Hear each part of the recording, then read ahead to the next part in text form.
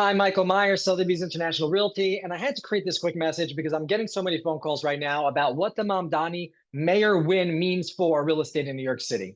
Now, you're seeing a lot of headlines over the last few days, like a million New Yorkers are looking to flee New York City, or 1 in 11 plan on leaving the city, or this one, New York City exit is part two, referring to how a lot of people supposedly left during COVID in 2020. So I want to dissect what is going on right now in our market. I'm going to give you some stats that are important for you to know.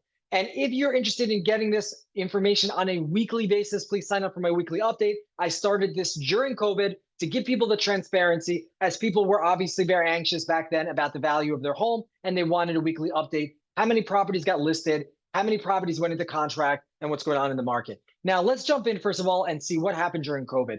During COVID, 2020, right when COVID started, from March to October, the market just froze. Nearly 300,000 New York City residents, they filed a change of address form in New York City. Now, why did they do it? It wasn't because of politics. It was because functionally they couldn't live in their homes the way they were before. They needed more space. They couldn't go out freely. So what did people do? 400,000 people moved to Long Island. 112% increase in Westchester sales, and the Hamptons had 1 billion transactions stored in the Q3 alone. Now, what happened in Manhattan at that time? Really not much. Not a lot of transactions happened. The market kind of just froze. People kept their property. They just moved to their second home. And that is what happened. And then, of course, the whole world changed after the vaccine came up. A lot of transactions came back. And 2021 was a roaring year, kind of the best we've had since. Luxury sales of 4 million and above tripled. We had 1,877 luxury contracts. And at the 10 million and above, 400 properties closed in 2021. Now, that is huge. Now, what is the takeaway? Well, takeaway from the COVID scenario was buyers came back, right? New York City is resilient and buyers came back. But what's happening here is very, very different on a couple of levels. Number one, the concern right now is political. It is not you can't live in your home. Nothing's changed between yesterday and today in terms of how you feel in your home. But it is something that is more theoretical, or it's something that is more speculative. These headlines that you're seeing are very speculative. Now, do I think real estate demand is going to change in the city?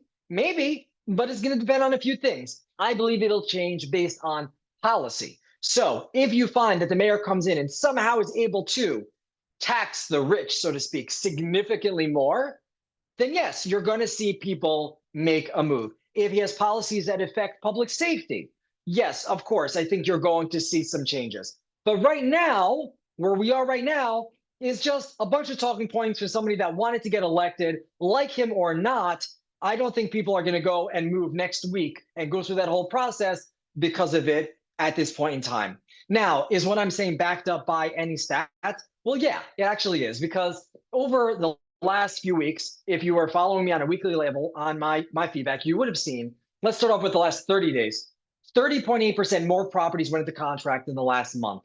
Supply went down 27.7, meaning less properties available, so more demand for what is available. And if we look last week, 37 properties went into contract, 4 million and above.